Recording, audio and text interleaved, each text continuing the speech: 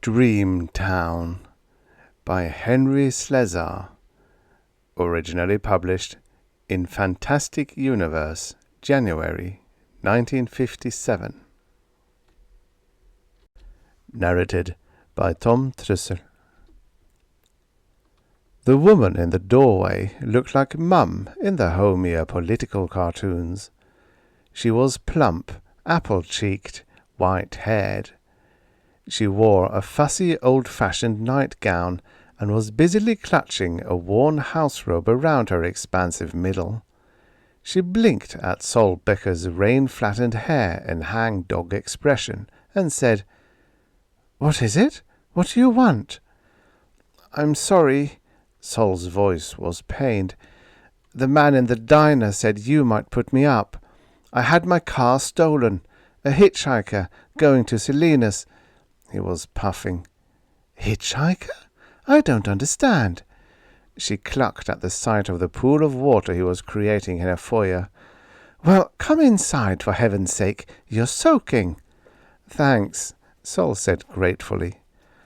With the door firmly shut behind him, the warm interior of the little house covered him like a blanket. He shivered and let the warmth seep over him. "I'm terribly sorry. I know how late it is." He looked at his watch, but the face was too misty to make out the hour. "Must be nearly 3, the woman sniffed.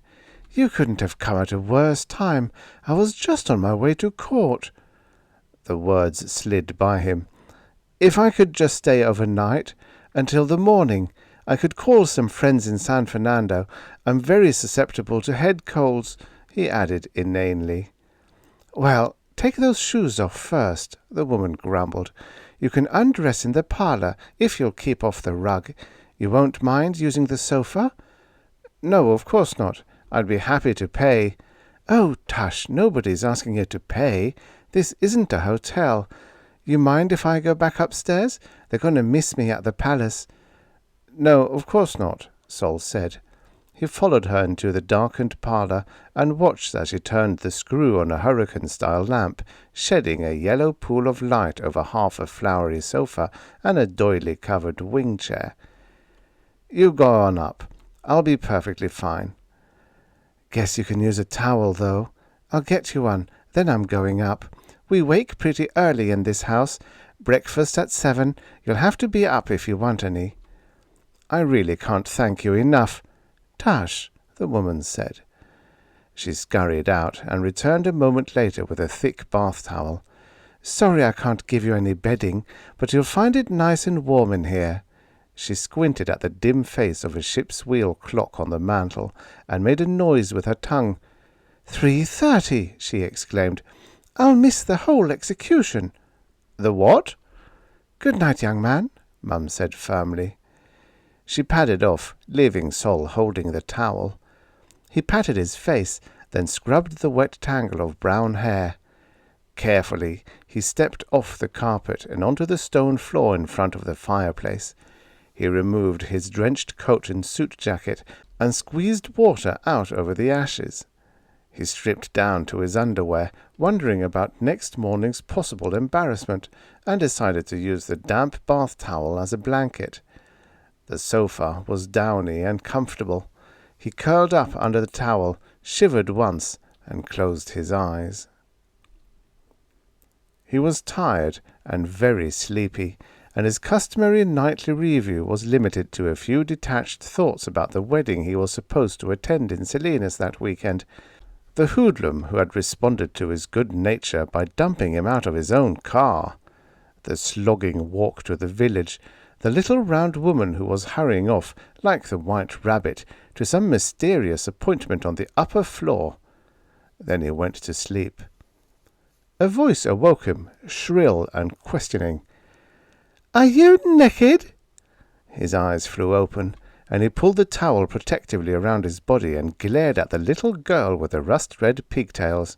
"Her, mister," she said, pushing a finger against her freckled nose. "Are you?" "No," he said angrily, "I'm not naked. Will you please go away?" "Sally!" It was Mum, appearing in the doorway of the parlor. "You leave the gentleman alone." She went off again. "Yes," Sol said. "Please let me get dressed, if you don't mind." The girl didn't move. "What time is it?" "Dunno," Sally shrugged. "I like poached eggs. They're my favourite eggs in the whole world." "That's good," Sol said desperately. "Now why don't you be a good girl and eat your poached eggs in the kitchen?" "Ain't ready yet. You going to stay for breakfast?" "I'm not going to do anything until you get out of here." She put the end of a pigtail in her mouth and sat down on the chair opposite. "I went to the palace last night. They had an execution." "Please," Sol groaned. "Be a good girl, Sally. If you let me get dressed, I'll show you how to take your thumb off." "Oh, that's an old trick. Did you ever see an execution?" "No. Did you ever see a little girl with her hide tanned?" "Huh?" "Sally," Mum again, sterner. "You get out of there, or you know what." "Okay," the girl said blithely. "I'm going to the palace again. If I brush my teeth, aren't you ever going to get up?" She skipped out of the room, and Sol hastily sat up and reached for his trousers. When he had dressed, the clothes still damp and unpleasant against his skin, he went out of the parlour and found the kitchen. Mum was busy at the stove. He said, "Good morning." "Breakfast in 10 minutes," she said cheerfully. "You like poached eggs?" "Sure. Do you have a telephone?" "In the hallway. Party line, so you may have to wait." He tried for 15 minutes to get through, but there was a woman on the line who was terribly upset about a cotton dress she had ordered from Sears and was telling the world about it. Finally, he got his call through to Salinas, and a sleepy-voiced Fred, his old army buddy, listened somewhat indifferently to his tale of woe. "I might miss the wedding," Sol said unhappily. "I'm awfully sorry." Fred didn't seem to be half as sorry as he was. When Sol hung up, he was feeling more despondent than ever. A man, tall and rangy, with a bobbing Adam's apple and a lined face, came into the hallway. "Hello?" he said inquiringly. "You the fella had the car stolen?" "Yes." The man scratched his ear. "Take you over to Sheriff Coogan after breakfast. He'll let the Staties know about it. My name's Dawes." Sol accepted a careful handshake. "Don't get many people coming into town," Dawes said, looking at him curiously. "Ain't seen a stranger in years, but you look like the rest of us," he chuckled. Mum called out, "Breakfast!" At the table, Dawes asked his destination. "Wedding in Salinas," he explained. "Old army friend of mine. I picked this hitchhiker up about 2 miles from here. He seemed okay." "Never can tell," Dawes said placidly, munching egg. "Hey, Ma, that why you were so late coming to court last night?" "That's right, Pa." She poured the blackest coffee Sol had ever seen. "Didn't miss much, though." "What court is that?" Sol asked politely, his mouth full. "Oomagum," Sally said, a piece of toast sticking out from the side of her mouth. "Don't you know nothing?" "Armagon," Dawes corrected. He looked sheepishly at the stranger. "Don't expect Mr." He cocked an eyebrow. "What's the name?" "Becker." "Don't expect Mr. Becker knows anything about Armagon. It's just a dream, you know." He smiled apologetically. "Dream? You mean this Armagon is a place you dream about?" "Yep," Dawes said. He lifted cup to lip. "Great coffee, Ma." He leaned back with a contented sigh. "Dream about it every night. Got so used to the place, I get all confused in the daytime." Mum said, "I get muddle-headed too sometimes." "You mean," Sol put his napkin in his lap, "you mean you dream about the same place?" "Sure," Sally piped. "We all go there at night. I'm going to the palace again, too." "If you brush your teeth," Mum said primly. "If I brush my teeth? Boy, you should seen the execution." "Execution," her father said. "Oh, my goodness." Mum got up hastily. "That reminds me. I got to call poor Mrs. Brundage. It's the least I could do." "Good idea," Dawes nodded. "And I'll have to round up some folks and get old Brundage out of there." Sol was staring. He opened his mouth, but couldn't think of the right question to ask. Then he blurted out, "What execution?" "None of your business," the man said coldly. "You eat up, young man, if you want me to get Sheriff Coogan looking for your car." The rest of the meal went silently, except for Sally's insistence upon singing her school song between mouthfuls. When Dawes was through, he pushed back his plate and ordered Sol to get ready. Sol grabbed his topcoat and followed the man out the door. "Have to stop someplace first," Dawes said, "but we'll be picking up the sheriff on the way. Okay with you?"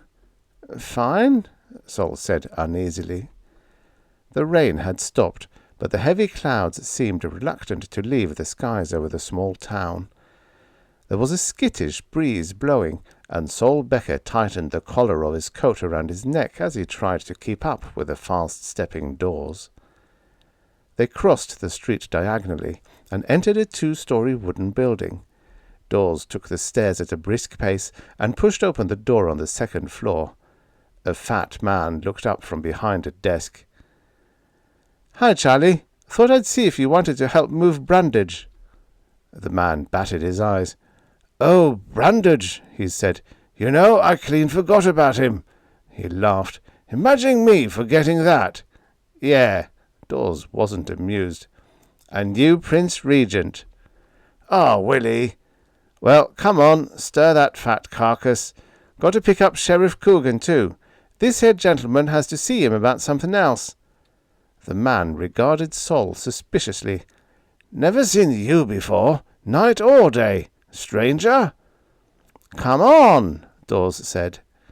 The fat man grunted and hoisted himself out of the swivel chair. He followed lamely behind the two men as they went out into the street again. A woman with an empty market basket nodded casually to them. "Morning, folks. Enjoyed it last night. Thought you made a right nice speech, Mr. Dawes." "Thanks," Dawes answered gruffly, but obviously flattered. "We were just going over to Brandage's to pick up the body.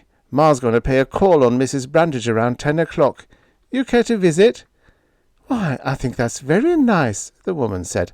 "I'll be sure and do that." She smiled at the fat man. "Morning, Prince." Sol's head was spinning. As they left the woman and continued their determined march down the quiet street, he tried to find answers. "Look, Mr. Dawes," he was panting. The pace was fast. "Does she dream about this Armagon too? That woman back there?" "Yep." Charlie chuckled. "He's a stranger, all right." "And you, mister?" Sol turned to the fat man. "You also know about this palace and everything." "I told you," Dawes said testily. "Charlie here's Prince Regent, but don't let the fancy title fool you. He got no more power than any knight of the realm. He's just too darn fat to do much more than sit on a throne and eat grapes. That right, Charlie?" The fat man giggled. "Here's the sheriff," Dawes said. The sheriff, a sleepy-eyed citizen with a long, sad face, was rocking on a porch as they approached his house, trying to puff a half-lit pipe. He lifted one hand wearily when he saw them. "Hi, Cookie," Dawes grinned. "Thought you, me and Charlie would get Brandage's body out of the house. This here's Mr. Becker. He's got another problem. Mr. Becker, meet Cookie Coogan." The sheriff joined the procession, pausing only once to inquire into Sol's predicament. He described the hitchhiker incident, but Coogan listened stoically. He murmured something about the troopers and shuffled alongside the puffing fat man. Sol soon realized that the destination was a barber shop. Dawes cupped his hands over the plate glass and peered inside. Gold letters on the glass advertised, "Haircut, Shave and Massage Parlor." He reported, "Nothing in the shop. Must be upstairs." The fat man rang the bell. It was a while before an answer came. It was a reedy woman in a housecoat, her hair in curlers, her eyes red and swollen. Now, Dawes said gently, "don't you take on like that, Mrs. Brundage. You heard the charges. It had to be this way." "My poor Vincent," she sobbed. "Better let us up," the sheriff said kindly. "No use just letting him lay there, Mrs. Brundage." "He didn't mean no harm," the woman snuffled. "He was just purely ornery, Vincent was. Just plain mean stubborn." "The law's the law," the fat man sighed. Saul couldn't hold himself in. "What law? Who's dead? How did it happen?" Dawes looked at him disgustedly. "Now is it any of your business? I mean, is it?" "I don't know," Saul said miserably. "You better stay out of this," the sheriff warned. "This is a local matter, young man. You better stay in the shop while we go up." They filed past him and the crying Mrs. Brundage. When they were out of sight, Saul pleaded with her. "What happened? How did your husband die? Please, you must tell me. Was it something to do with Armagon? Do you dream about the place too?" She was shocked at the question. "Of course. And your husband, did he have the same dream?" Fresh tears resulted. "Can't you leave me alone?" She turned her back. "I got things to do. You can make yourself comfortable." She indicated the barber chairs and left through the back door. Saul looked after her, and then ambled over to the first chair and slipped into the high seat. His reflection in the mirror, strangely grey in the dim light, made him groan. His clothes were a mess, and he needed a shave. If only Brundage had been alive. He leaped out of the chair as voices sounded behind the door. Dawes was kicking it open with his foot, his arms laden with two rather large feet, still encased in bedroom slippers. Charlie was at the other end of the burden, which appeared to be a middle-aged man in pyjamas. The sheriff followed the trio up with a sad undertaker expression. Behind him came Mrs. Brundage, properly weeping. "We'll take him to the funeral parlour," Dawes said, breathing hard. "Weighs a ton, don't he?" "What killed him?" Saul said. "Heart attack." The fat man chuckled. The tableau was grisly. Saul looked away, towards the comfortingly mundane atmosphere of the barber shop. But even the sight of the thick padded chairs, the shaving mugs on the wall, the neat rows of cutting instruments, seemed grotesque and morbid. "Listen," Saul said, as they went through the doorway. "About my car—" The sheriff turned and regarded him lugubriously. "Your car? Young man, ain't you got no respect?" Saul swallowed hard and fell silent. He went outside with them, the woman slamming the barber-shop door behind him. He waited in front of the building while the men toted away the corpse to some new destination. He took a walk. The town was just coming to life. People were strolling out of their houses, commenting on the weather, chuckling amiably about local affairs. Kids on bicycles were beginning to appear, jangling the little bells and hooting to each other. A woman, hanging wash in the backyard, called out to him, thinking he was somebody else. He found a little park, no more than 20 yards in circumference, centered around a weather-beaten monument of some unrecognizable military figure. 3 old men took their places on the bench that circled the general and leaned on their canes. Saul was a civil engineer, but he made like a reporter. "Pardon me, sir," the old man, leathery-faced, with a fine yellow moustache, looked at him dumbly. "Have you ever heard of Armagon?" "You a stranger?" "Yes." "Thought so."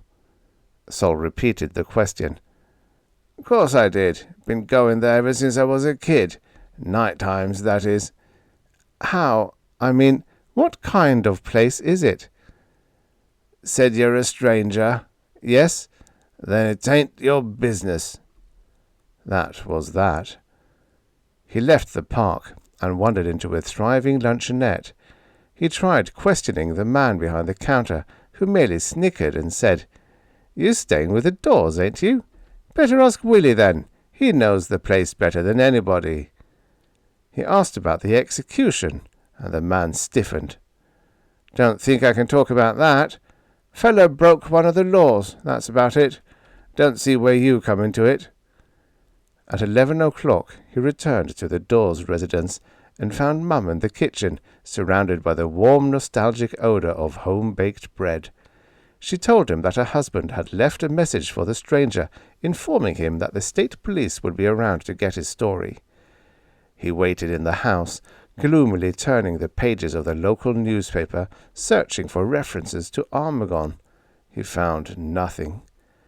At 11:30, a brown-faced state trooper came to call, and Sol told his story. He was promised nothing, and told to stay in town until he was contacted again by the authorities. Mum fixed him a light lunch, the greatest feature of which was some hot biscuits she plucked out of the oven. It made him feel almost normal.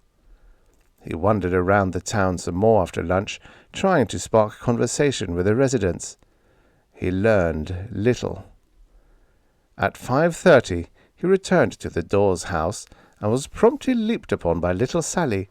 "Hi, hi, hi," she said, clutching his right leg and almost toppling him over. "We had a party in school. I had chocolate cake. You going to stay with us?" "Just another night," Sol told her, trying to shake the girl off. "If it's okay with your folks. They haven't found my car yet." "Sally?" Mum was peering out of the screen door. "You let Mr. Becker alone and go wash. Your pa will be home soon." "Oh, pooh," the girl said, her pigtails swinging. "Do you got a girlfriend, mister?" "No." Sol struggled towards the house with a dead weight on his leg. "Would you mind? I can't walk." "Would you be my boyfriend?" "Well, we'll talk about it, if you let go my leg." Inside the house, she said, "We're having pot roast. You stayin'?" "Of course Mr. Becker's stayin'," Mum said. "He's our guest." "That's very kind of you," Sol said. "I really wish you'd let me pay something." "Don't want to hear another word about pay." Mr. Dawes came home an hour later, looking tired. Mum pecked him lightly on the forehead. He glanced at the evening paper and then spoke to Sol. "Here you've been asking questions, Mr. Becker." Sol nodded, embarrassed. "Guess I have. I'm awfully curious about this Armagon place. Never heard of anything like it before." Dawes grunted. "You ain't a reporter?" "Oh, no, I'm an engineer. I was just satisfying my own curiosity." "Uh-huh." Dawes looked reflective. "You wouldn't be thinking about writing us up or anything? I mean, this is a pretty private affair." "Writing it up?" Sol blinked. "I hadn't thought of it, but I have to admit, it's sure interesting." "Yeah," Dawes said narrowly. "I guess it would be."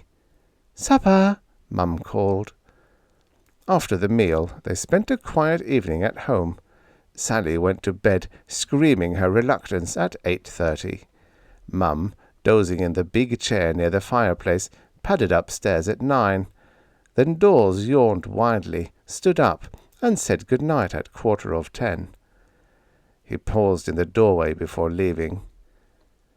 "I'd think about that," he said. "Writing it up, I mean. A lot of folks would think you were just plumb crazy." Sol laughed feebly. "I guess they would at that." "Good night," Dawes said. "Good night." He read Sally's copy of Treasure Island for about half an hour. Then he undressed, made himself comfortable on the sofa, snuggled under the soft blanket that Mum had provided, and shut his eyes. He reviewed the events of the day before dropping off to sleep.